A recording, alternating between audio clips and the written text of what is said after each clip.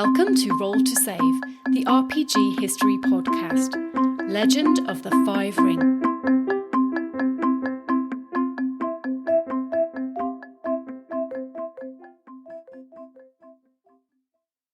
Hello and welcome to another episode of Roll to Save, the RPG history podcast.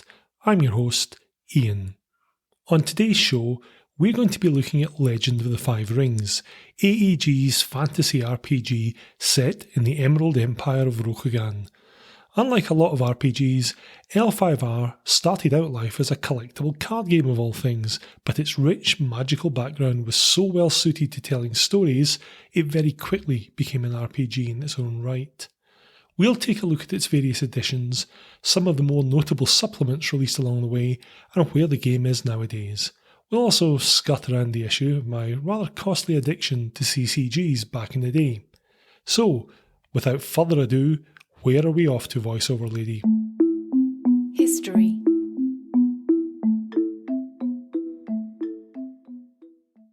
Back in my university days, I had a lot going on RPG-wise. During Freshers' Week, I discovered the university's role-playing society and the joys of the Star Wars RPG. A trip into one of Glasgow's Virgin megastores, a hallowed metropolis of role-playing goodness, led me to discover a locally produced game called Slay Industries that completely blew my mind and led to a campaign that was several years long. Years later, their Karma product still sticks with me as one of the most stylistically clever sourcebooks I've ever seen produced for an RPG. It might sound like I'm being guilty of donning the old rose-tinted specs here, but I'm not being hyperbolic when I say that I don't think I've ever got as much out of any other system supplement than I did out of this one. It was probably for this reason, the fact that the content was causing a near meltdown of my fragile little brain, that caused the book to self-destruct into a pile of loose pages after only a few read-throughs. Anyone who has owned either Karma or the first edition of Slay Industries will know exactly what I mean by this.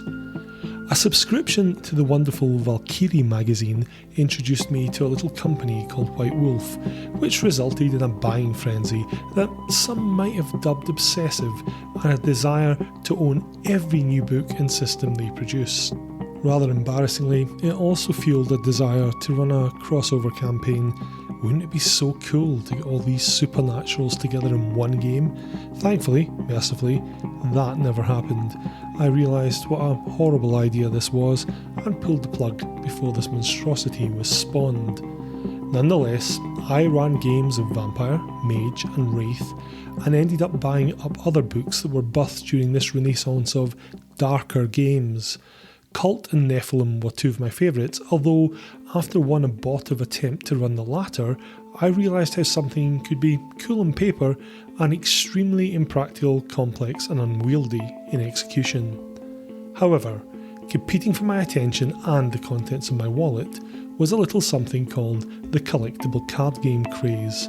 Like most gaming junkies at that time, I started with Magic, but quickly moved on to Vampire the Eternal Struggle, or Jihad as it was known back then. Honestly, I can't conceive of a poorer name for a gaming product, and I wonder how many CCG message boards, chat rooms and fan sites have been flagged for attention by the NSA and GCHQ for that reason alone.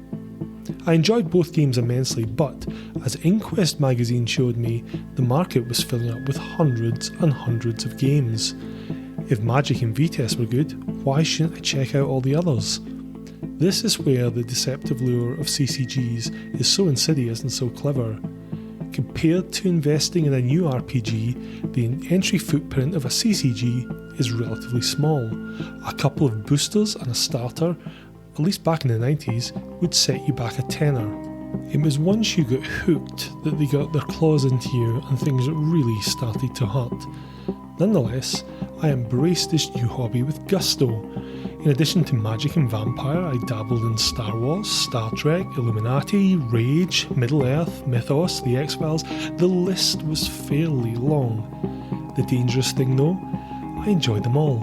And because of this, I wanted to collect them all. Yeah, that could be costly. Thankfully, another game came to my rescue and resulted in me becoming so focused on it that I ignored all the others. Back in the late 90s, my main CCG was Star Wars. I was, and still am, a huge fan of the expanded universe, and after the first few expansions, the CCG had really begun to hit its stride and was doing a great job of capturing the feel and theme of the films. It chimed nicely with the West End Games RPG that I was playing at the time, and besides, there was nothing quite like that feeling of opening a pack and getting one of the main characters in your rare slot. Depending on how you looked at it, I was also very fortunate as one of my friends owned a shop that was mostly dedicated to collectible card games, but which also sold a selection of RPGs and sourcebooks. It was a great spot for hanging out too. We did most of our gaming there, a wise move on the owner's part, as he knew full well that none of us could resist the urge to impulse buy a couple of boosters for whatever CCG we were currently playing. It was there one Friday evening that said owner came over to me, I think I was just finishing up a game of Star Wars actually, and asked me if I was interested in a game called Legend of the Five Rings, or L5R for short. I'd seen the game being played by a few of the guys in the shop, but had never paid much attention to it. The whole samurai thing had never really done much for me, so I'd largely just written it off as another fantasy game. He explained that he was running a sanctioned tournament in a few weeks, which was very dramatically named the Day of Thunder, and he was hoping to have a player represent one of each clan. That was the name for each of the game's main factions. There was one clan that nobody was playing, and he made me an offer. He'd sell me a starter set and some boosters at mates rates, and give me a whole load of cards for this clan that he didn't use, on the proviso that I entered the tournament. Never being one to look a gift horse in the mouth, and forgetting that old drug dealer adage of the first one is always free, I acquiesced, completely disregarding the fact that I had a week to learn a game that I'd never played before in order to compete in a tournament full of guys who played this game religiously. I hurried home with my bundle of loot and plunged into the starter box, boosters and piles of cards that my friend had given me. After a weekend of poring over my new goodies, when doubtlessly I should have probably been studying, I came to one inescapable conclusion. Everything about L5R blew my mind. It wasn't just a game, which I absolutely bloody loved, as it was largely about the interplay at the table between multiple players, but the setting, the story and the history. Alderac Entertainment Group had created an absorbing and immersive world with an evolving plotline and some fascinating characters. Each clan had a distinct identity and thus playstyle, but the little bits of fiction on the cards helped players understand the broader tale being told. I began collecting cards just to piece together the narrative. This was in the days before online wikis existed to summarise everything in one neat place, you know. Therefore, imagine for a minute my face when the self-same friend who got me hooked on the CCG came up to me a few months later, grinning widely and holding up an L5R role-playing game. He tapped the cover and then pointed at me before cocking his head to one side and raising an eyebrow. I nodded. Of course I'd play. The L5R RPG was published by Alderac Entertainment Group, henceforth known as AEG, in 1997, and is a fantasy RPG set in the fictional empire of Rokugan, a place that is heavily influenced by not only mythic Japan, but other Asian cultures' legends. However, this isn't simply another, hey, aren't samurai so cool with their honour and everything type of setting. Yes, feudal Japan can make a fascinating time period to set a game, but the Emerald Empire isn't feudal Japan any more than D&D's Forgotten Realms or medieval Europe. It's ultimately a fantasy setting, so expect to find a cast of trolls, goblins, spirits, animal people, demons, dragons and undead alongside everyday humans. One of the most fascinating aspects of the rulebook is the time it devotes to describing Rokugani culture. It is this that really helps make the point that this isn't just D&D with katanas. Everything in Rokugan revolves around the samurai caste, and the samurai, in return, centre their existence around their honour-based code of Bushido. Because honour is such a personal thing, Rokugani have to be very careful not to give offence to a samurai, because doing so tends to result in a duel.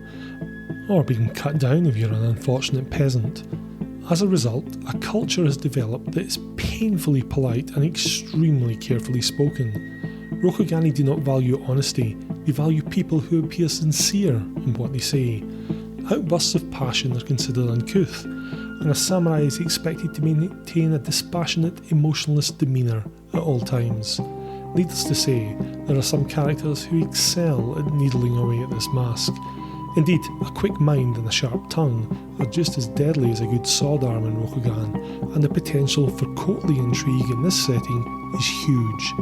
That being said, this unique culture does require some investment on the part of the players and the GM. It's well worth it though.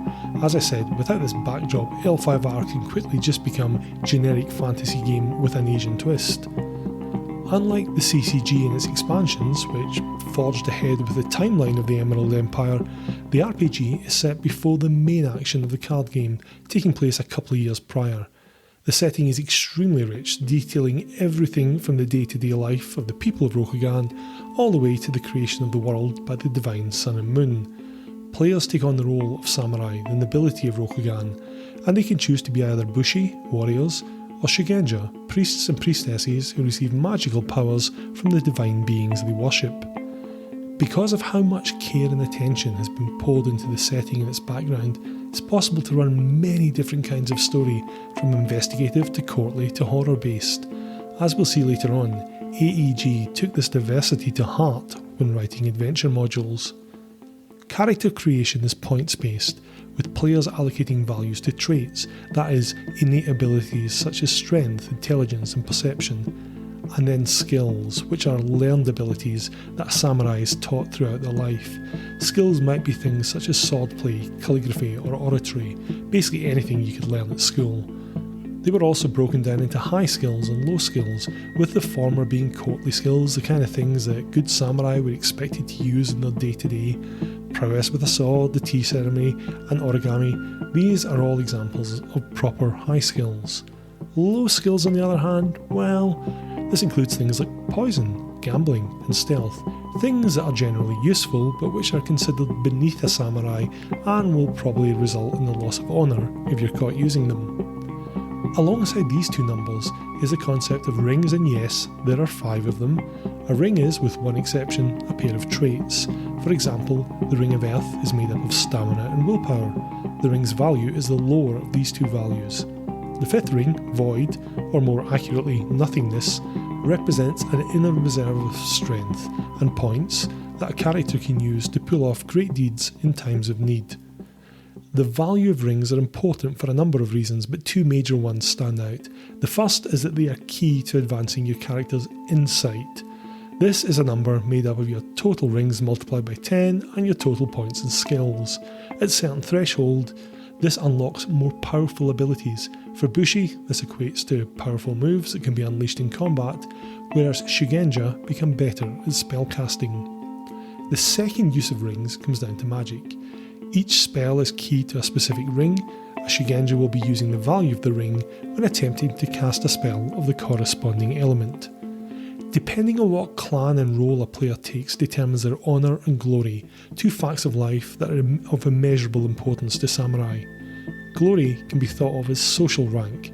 The Emperor, as the Son of Heaven, has the highest glory and everyone defers to him. Peasants, on the other hand, have very little glory.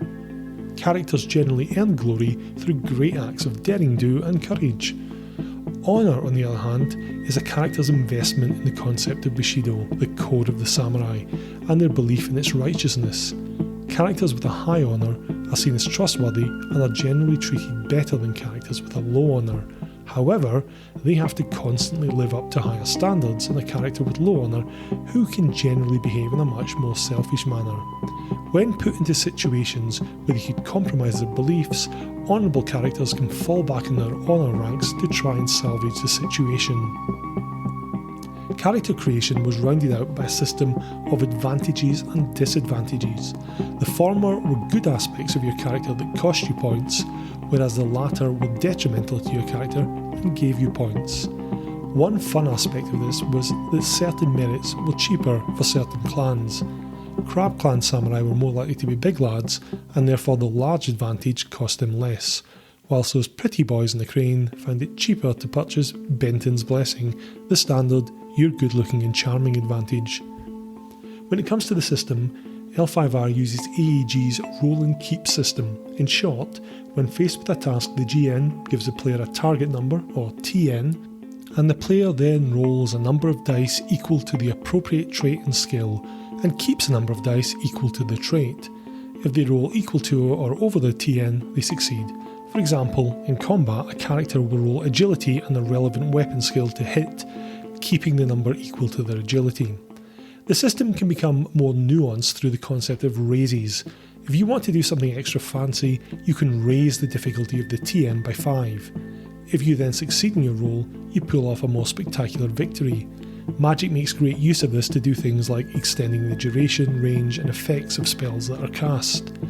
Often, certain acts of preparation, for example aiming with a bow, allows a character to get a free raise, which is to say they get the benefits of a raise without having to raise the TN. One other feature of the roll and keep system is the concept of exploding dice. Every 10 you roll explodes, which is to say you get to roll that die again and add the second number to the 10. If you get another 10, you roll again, and so on and so forth.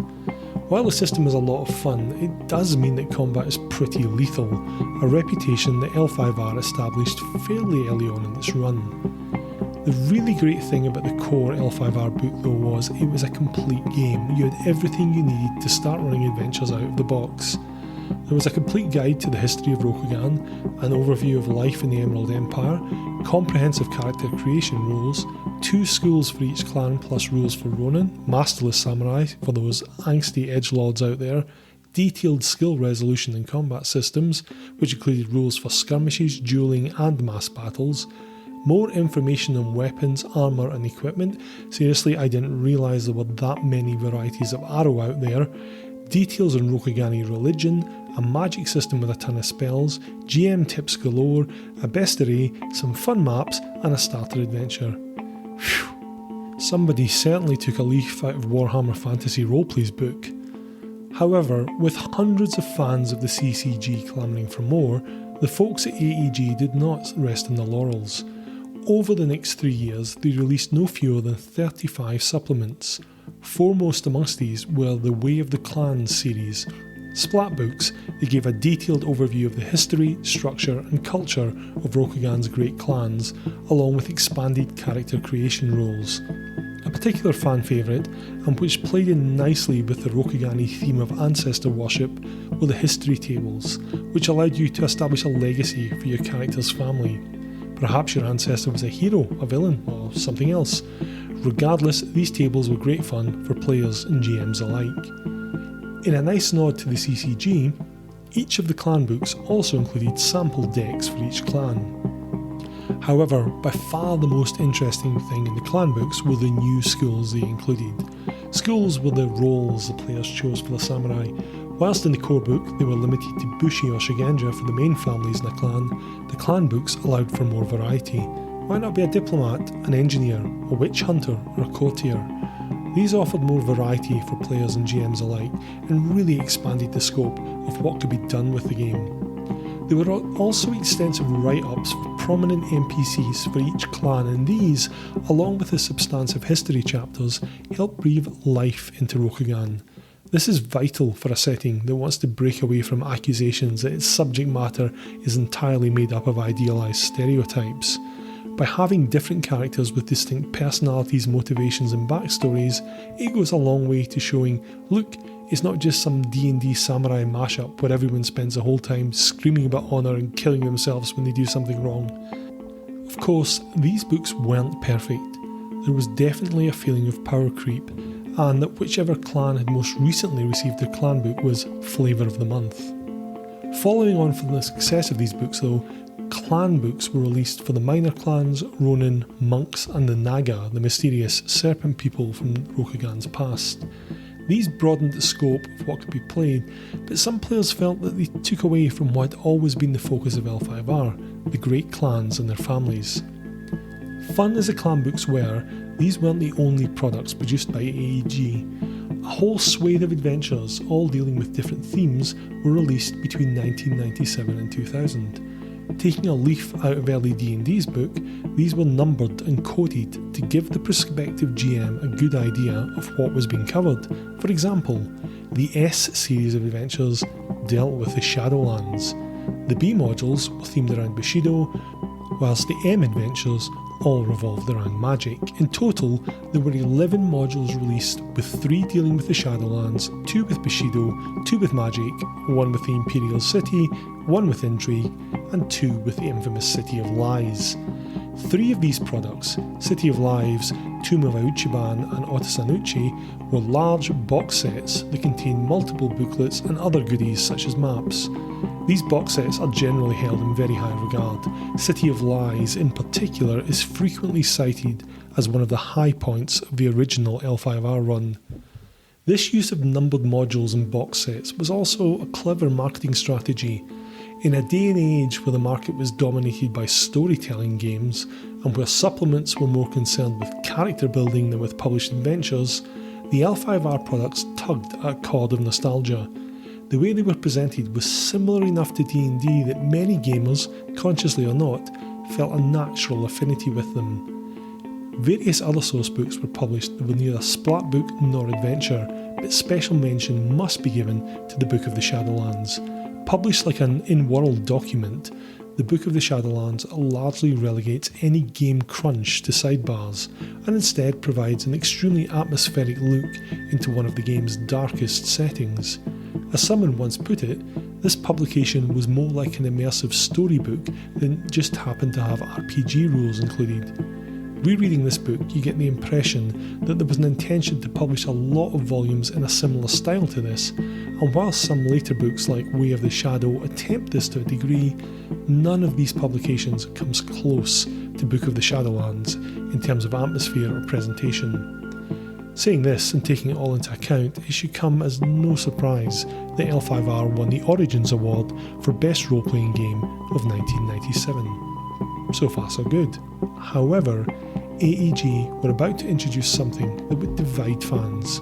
You see, in RPG circles, and especially in an established setting, there is one word that can often cause hackles to rise: metaplot. In essence, a metaplot is an overarching story that affects all aspects of the game. White Wolf are the most infamous in this regard. They'd release things in one book that would affect all other books that they were going to release and, by extension, your campaign. L5R and its players were no strangers to this. The card game had had a metaplot for years. However, the publishers of the RPG made a conscious choice to stay away from it, preferring instead to centre their game in a time period that predates the events of the CCG's metaplot. For those unfamiliar with the card game, the pivotal event that propelled the timeline of it forward was an attempted coup by the Scorpion clan, which ended with them being banished, a new emperor in power, and significant changes to the leadership of the other clans. This sets the scene for a civil war in Rokugan and all the events that take place during the card game's arc. However, the creators of the RPG chose to set the action of their game prior to the coup, giving players and GMs a more stable canvas to paint on. After all, when one of the major clans is outlawed and the other 6 are at each other's throats, it makes it kind of hard to conjure up a "and you all go on an adventure together" premise. AEG touched on the Scorpion clan coup in their Otosan Uchi publication, which detailed the imperial capital. In the third book included in the box, The Scorpion's Sting, a rough adventure framework is given for playing out the key aspects of this fateful event. However, it makes it quite clear that not all game masters nor all players will use this book. The writers point out that this is a big event. It affects the entire empire, and if you fancy it, you can mess around with it to have it fit your chosen timeline. It serves, if you like, as a bridging point between different points in Rokugan's history, but it was never mandated in a White Wolf-esque "and further supplements will take these events into account" kind of way. Then, in 2000, AEG released 2nd edition. Now, It's not strictly fair to say that Second Ed was the first time AEG had played with the settings timeline. As I just mentioned, Otis and Uchi included details of the Scorpion coup, and several other later First Ed supplements are set in its aftermath, but these jumps in time were fairly short and fluid. The coup itself is barely 2 weeks long. Second Ed was when someone at AEG yelled "Full steam ahead" and propelled the metaplot forward at a rate of knots. Whilst First Edition was set roughly 2 years before the coup, Second Edition is set around 2 years after the coup. In addition, this is considered to be the default setting for the new edition. Needless to say, this caused some problems for First Edition players who'd quite happily been plodding along in their pre-coup timeline and were looking forward to Second Ed products, which were now all set in a future that hadn't yet happened in their games. Likewise, for new players who picked up Second Edition and had to take in all these, well, such and such a clan is now in hiding and this family has been dishonoured and this thing is now happening over here, it could all feel slightly overwhelming. A bit like that time I walked into a cinema half an hour after a film had started and tried to catch up. However, this wasn't going to be the only leap in time Second Ed made. One of the earliest releases was Time of the Void, a supplement that detailed the entire Clan War arc that encompassed the first few years of the card game's existence. To put this into context, whilst the entirety of L5R's first edition moved the meta plot on by maybe a year or so, this one book looked to tie up several years worth of meta plot, including, spoilers by the way, a civil war between the great clans of Rokugan, a plot to poison the Emperor, the Crab clan's abandonment of their ancient oaths and their subsequent alliance with the forces of darkness, doppelgangers, the return of the Scorpion, the invasion of the capital city, the emergence of the Naga, the revelation that the Emperor is possessed by a dark god who's planning on, well, taking over everything, the rise of a disgraced Ronin, the ascendancy of an alliance of minor clans, a war between the forces of darkness and the monks, the corruption of one of the great clans, the opening of the 12 Black Scrolls, yes, that's as ominous as it sounds by the way, and a massive finale in the form of the Second Day of Thunder. In short, it's a lot. Hold on to your hats though, because we're not done yet. The Hidden Emperor sourcebook, released not that long after, detailed the next stage of the metaplot. Set 2 years after the events of Time of the Void, this setting, detailed in a single book by the way, takes up another 4 years of in-game time. Now, don't get me wrong, it's not that the stories being told were bad, quite the opposite in fact. Remember at the beginning when I said I used to buy the car games to learn the lore? Well, the L5R storylines were rich in detail and flavour and featured some amazing characters. The pace though, it was breathtaking. The setting had gone from being somewhere stable that you could set a campaign to an ever-changing landscape where the next supplement that came out might very well not be compatible with wherever you had currently set things. It should be noted that the addition of rapidly moving metaplot wasn't necessarily a misstep. I for one have always enjoyed metaplot in games, and I know plenty of others do too. The point I'm making here though is that for some people it was far too much metaplot far too quickly. However, the biggest change to affect Second Ed and arguably the game's popularity was the change to the system. Previously, as you'll remember, a player when making a skill test would roll a number of dice equal to their skill and their trait, and they would keep a number of dice equal to their trait. In this equation, skill equated to learned proficiency and trait to natural talent. In the new system, you only rolled dice equal to your skill and kept dice equal to your trait. In addition, skills were now capped at 10 rather than 5, and a lot of skills included specialisations. Whereas in the old system you'd learn to fight with edged weapons for example, in the new one you could still learn that, but then specialities for different types of weapons came up too.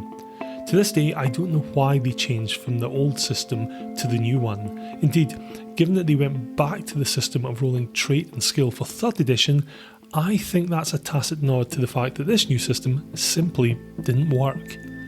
Before we leave 2nd edition with its metaplots and added complexity, it's important to note that it was during this time that Wizards of the Coast, who had purchased the rights to the L5R card game, announced that Rokugan was going to be the setting for their Oriental Adventures line for D&D.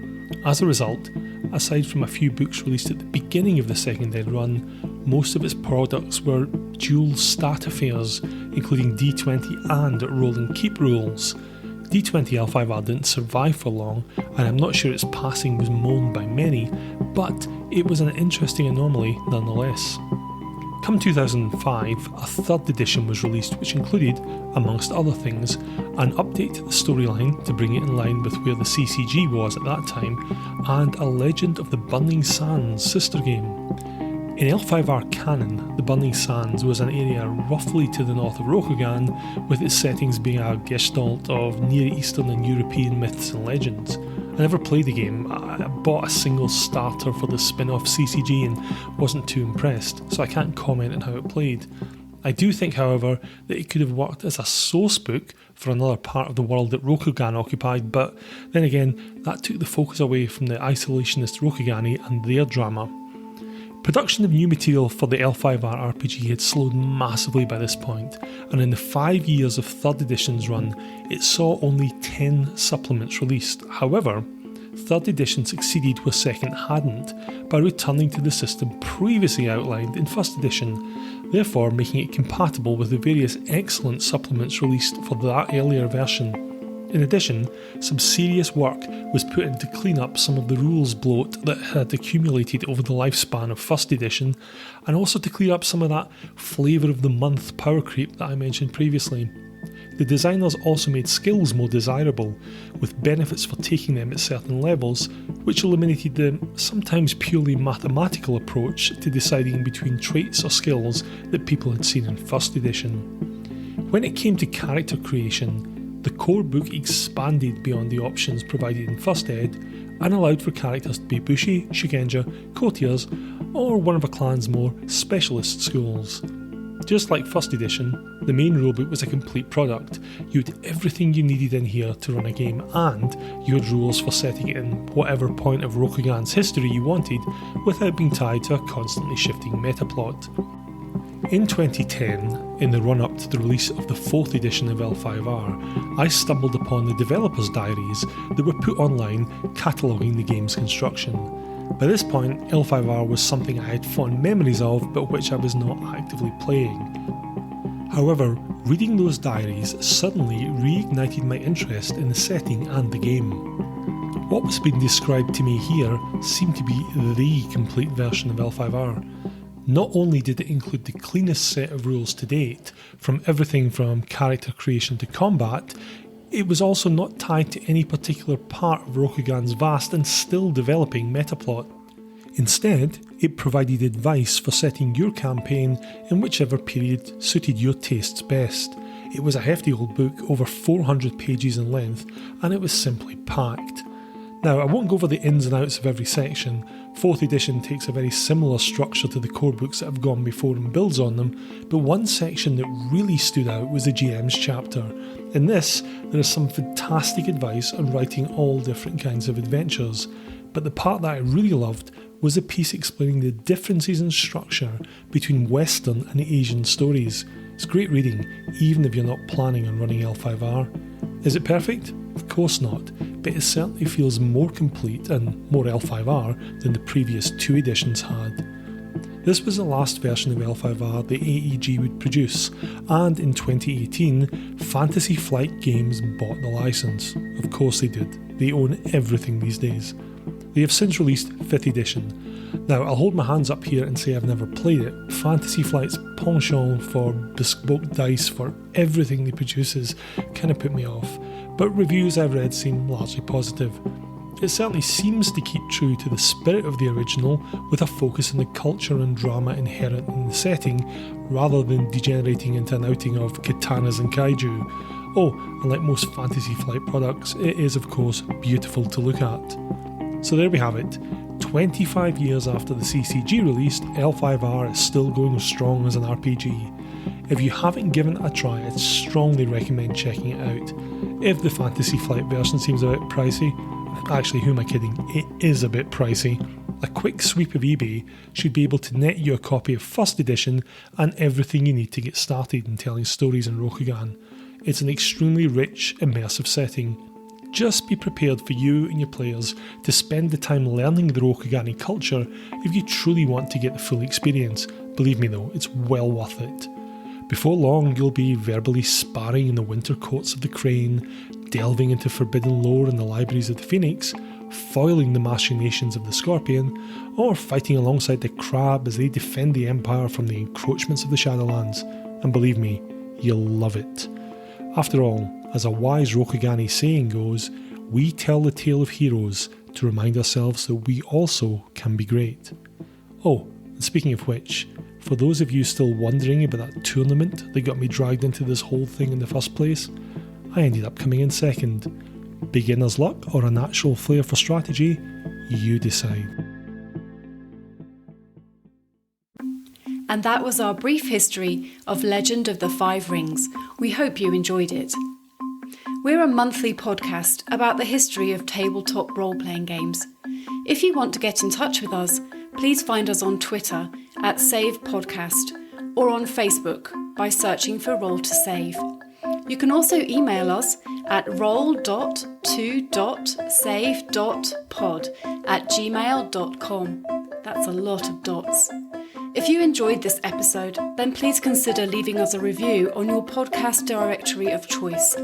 It really helps us with visibility, and we enjoy each and every one we get.